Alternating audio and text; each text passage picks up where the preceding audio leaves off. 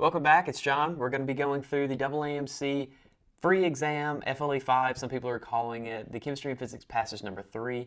Let's go ahead and jump in. I'm going to flowchart it, show you what to pay attention to, and then tell you how to get to each of the correct answers and point out some of the sciences that you should be reviewing in the process. So if you checked out our channel, then you know that I go through science passages using what I've deemed the flowchart method. So that's what we're going to do here. So starting at the beginning, it says, in situ fluorescence imaging of the skin is used to locate fluorescent bacteria such as those that cause acne. Fluorescence occurs when atoms or molecules absorb radiation at a given wavelength and subsequently emit radiation with a longer wavelength. Okay, so whenever we're flowcharting, we're paying attention to relationships and basic sciences. And so we're definitely given a few basic sciences here, right? Wavelengths, that's one of the those weird topics that kind of overcrosses with gen chem and physics. And then we're told a little bit of a story that we could extrapolate out a relationship from at the very beginning here. We're told that in situ fluorescence, which I'll call ISF, can be used to find acne. But what's really important about this paragraph is if you look at this last sentence here, when it's talking about the difference in the emission event and the radiation event and their wavelengths. And what's really important is that we correlate the wavelength to the energy. That's actually how the MCAT frequently tests it. So anytime I see them talking about differences in wavelength or frequency or even like wave speed, I pay attention. And remember, the formulas that we would use to correlate these is going to be C is equal to lambda nu, or lambda frequency, and then E is equal to HF. And so you can see if we were to substitute out frequency, C over lambda is equal to frequency, and so this, you could rewrite this equation as E is equal to HC over lambda. So keep this in mind. I don't know that we're going to have to use it in this passage, but anytime that they're talking about wavelength or frequency, like this is how they most frequently test it whenever they're trying to throw in fluorescence and emission. Going on, it says that this bacteria, Propionibacterium acnes, is a pathogen of the acne vulgaris disease, and it's actually the pathogen that causes like facial acne. P. acnes synthesizes coporphyrin and protoporphyrin, which are both derivatives of porphyrin, a tetrapyrrole molecule whose structure is shown in figure 1. So I don't see a ton of basic sciences here. Maybe you could argue that a porphyrin is one because it's associated with hemoglobin, but what I do see is this small relationship whenever they're talking about coporphyrin and protoporphyrin and how they're derivatives of porphyrin. So I'm going to denote that by saying that porphyrin is approximately equal to copro slash proto. Now remember that your notes do not have to be something that you can decipher 15 days later. They have to be something that you can decipher 5 minutes later whenever you need to use them. So this is just a way to organize it. I personally would not even write this down, but for the sake of completing the flow chart, I'm going to go ahead and put it. And then they go ahead and show us a figure. Now remember, whenever we talked about foreshadowing, the strategy foreshadowing where you can kind of guess what they're going to ask you, we told you that if they are redundant, and they repeat themselves, or they tell you about a molecule and then they show you the picture of it, it's very likely that they're going to ask you something about the structure of that molecule. And they kind of do that here. So that is one thing that I definitely would pay attention to. They tell us about the molecule, they tell us what makes up the molecule, and then they show us the molecule. So we're probably going to have to come back to this molecule and figure something out. Moving on, it says researchers performed in situ laser-induced fluorescence imaging and spectral analysis on different skin areas of patients with vulgaris or acne. They used the fluorescence spectrometer depicted in figure 2, which employs I don't know what that is, chromium? I'm really not sure. Laser that, I don't think it's chromium. We're going to call it chromium. I don't think it's chromium. We're going to call it Kr. Employs an 86 Kr cation laser that simultaneously emits radiations of wavelengths with these specific wavelengths. So here what they're saying is that they have a laser and it's going to emit a light with specific wavelengths. Now I don't know why you're going to have 2 wavelengths. That's kind of weird, but we'll keep reading for a little bit more. But they're using this light to determine whether or not somebody has acne vulgaris or the bacteria that causes it. Inside the laser, the noble gas, okay, so we know that this is at least a noble gas. We also have access to the periodic table on the MCAT, so I would definitely go back and correlate which one it is if we're going to need it. But it's contained in 11 centimeters cubed, which is the same thing as a millimeter. You know, whenever they say, like on Grey's Anatomy, when they're like, push 10 cc stat, a cc is a cubic centimeter. So it's the same thing as a milliliter. We might have to use that. If they're giving you a specific number, especially in a unit that is like closely related to something you know, like centimeter cubed is a milliliter, then they might ask you to use that. So we'll keep that in mind. So 2 prisms were used to select for the desired wavelength from the radiations emitted by the laser. A multi-fiber sensory assembly sent the 407 nanometer wavelength radiation to the skin sample and collected the fluorescence radiation emitted by the skin. So they're going to take this one and they're going to shoot your skin with it, and then whatever your skin radiates off, they're going to collect that data, and then they're going to determine whether or not you have this bacteria that is absorbing and emitting radiation. Pretty complex. The weird part is I don't know what they're doing with, I don't know what they're doing with this laser. I don't know where that one goes, so we'll see if they tell us. But remember, whenever we are depicting figures or graphs or anything like that, I'm not going to dive into this because that looks scary. I'm just going to read this right here. I'm going to read the figure caption and then any axes that are associated with it, but this obviously doesn't have axes. So it says figure 2 says it is a schematic of the fluorescence spectrometer used for the study of P. acnes. So if you have any questions about the schematic or how the prisms are going to separate things, I guess we'll return back here. But okay, we stored it, whatever, thanks. Spectral analysis showed that strong fluorescent radiations of wavelengths 604, 622, and 639 nanometers. So now we're getting some data. So after we hit the acne and it radiated off, we measure the wavelength of that radiation. And that radiation is this long. The wavelengths are that long. And remember, we can correlate wavelength with your energy based off of this right here. So that's what they're saying. And so those were emitted from spots on the skin of the nasal area that contained large amounts of P. acnes. Shots fired at me. A representative fluorescence spectrum is shown in figure 3. The researchers concluded that the absence of the fluorescence wavelengths from the radiation emitted by the thenar eminence, which is here, you don't have to know that for the MCAT, that's like block 3, gross anatomy, of the palm indicated that this area did not contain P. acnes. Okay, cool, which makes sense. Like, you don't get pimples right there. You get them on like your face and your nose and stuff like that. And so really doesn't seem to be a ton of relationships in this passage. We've got a few things highlighted. I guess we can go ahead and read this figure caption, which compares the fluorescent spectrum from the nasal area and the spectrum emitted by the thenar eminence area, and then we'll read the axes. So we've got our wavelength, which is going 550, 750, and then juxtaposed to our fluorescence intensity. And then you can take a peek at this data if you want to. I usually don't, but you can see that there's not nearly as much acne or fluorescence on the thenar eminence as there is on the nose. So that's pretty much what that's saying. Let's go ahead and take a look at the questions. Question number 13 says, what is the number of neutrons in the nucleus of the atom used to produce laser radiations?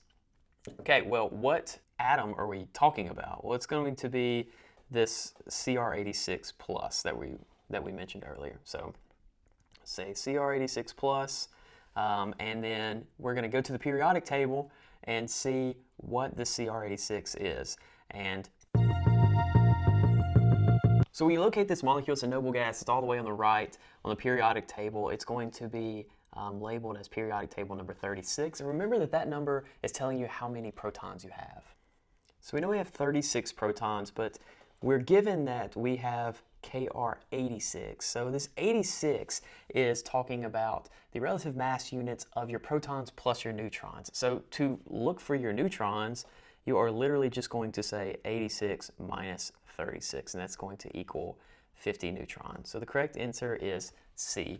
Now I know that some of you might have been like, oh, well, what about the plus? Does that not mean that there's an extra proton? Remember, protons don't really move.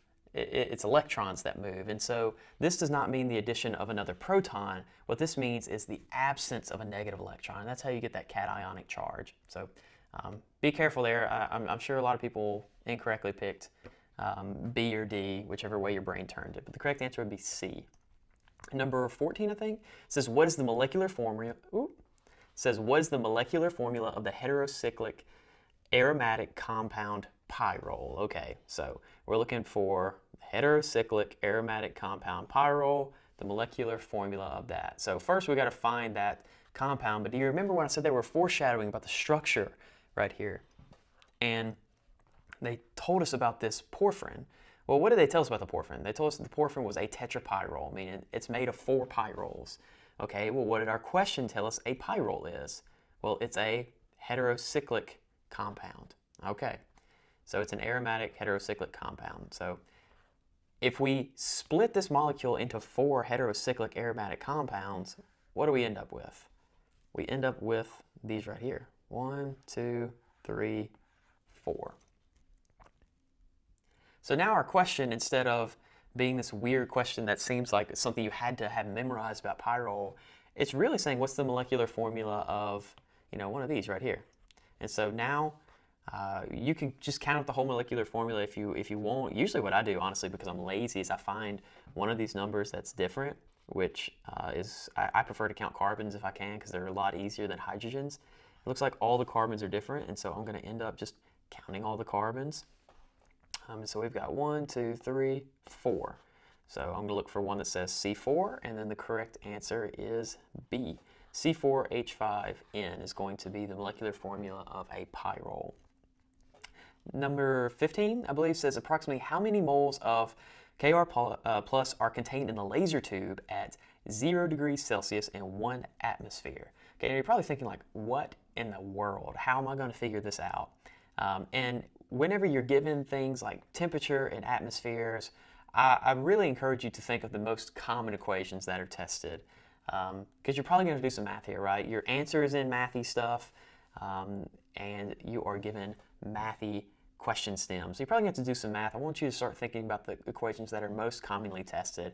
And number one that's most commonly tested is probably going to be PV equals nRT. It's the ideal gas rule.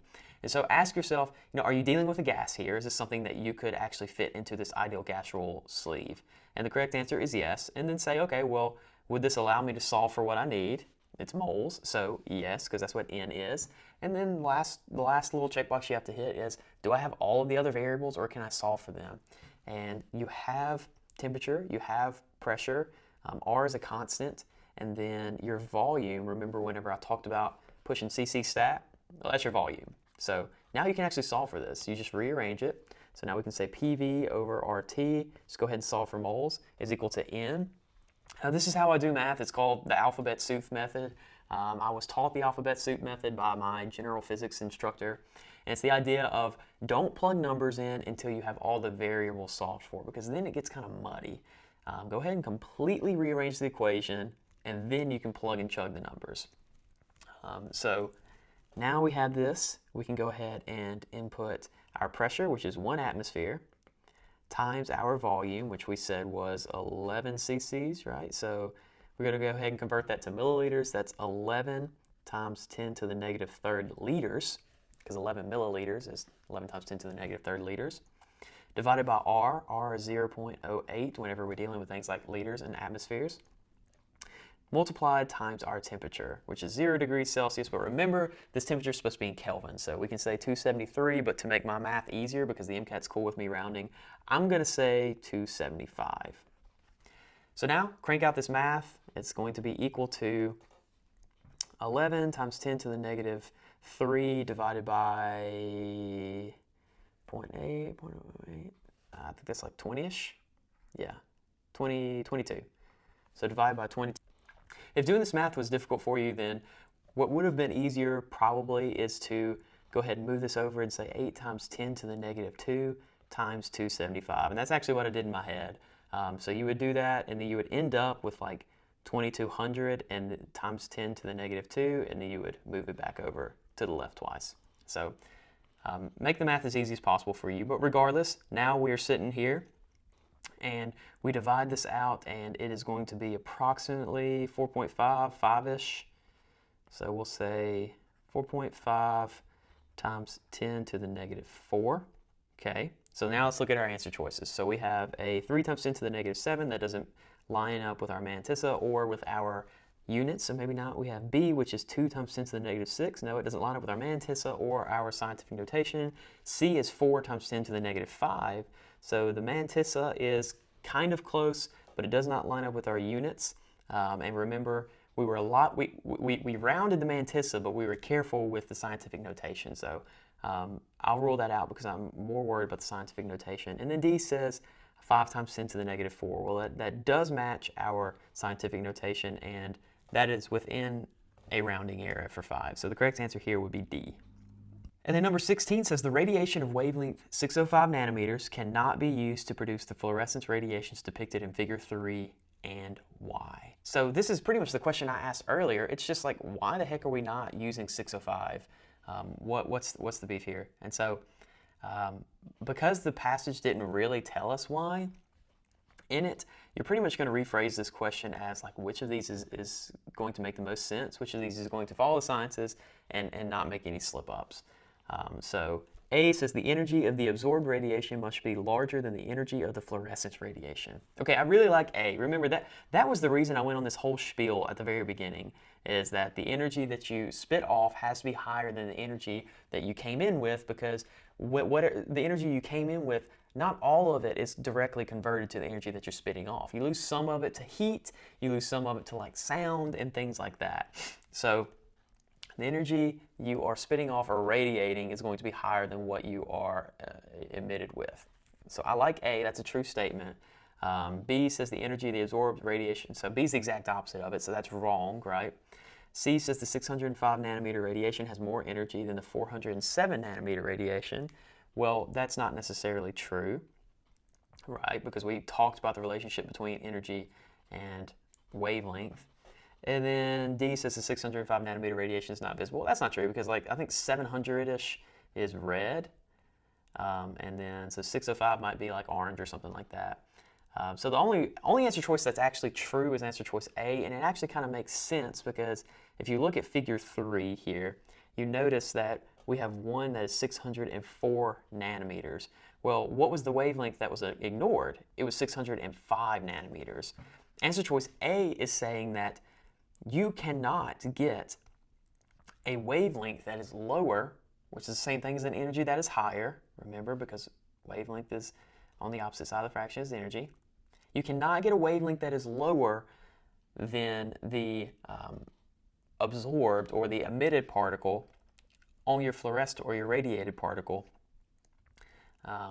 because you're losing some energy to heat and things like that. So that's kind of what A is saying, and then 604 would be lower than 605, right? And so we could kind of argue and say, okay, well that makes sense as to why we ignored 605 as being the possible culprit, because if 605 nanometers was the wavelength of the laser that was like shining on the beam, then it would be impossible for us to get a radiation of a wavelength that's lower than that.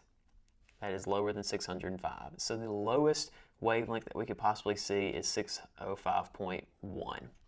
That would be the smallest wavelength that we could possibly see. So the correct answer here would be A. That's it. Thanks for watching the video. Make sure to like and subscribe. Check out our full channels if you need things like Anki guides or even full MCAT study guides. Check out the links in the description for things like our Discord so you can study with us, or for a high yield guide, MCAT math guide, whatever you need to study for the MCAT. We're here. Like, subscribe, leave a comment, and I will see you in the next one.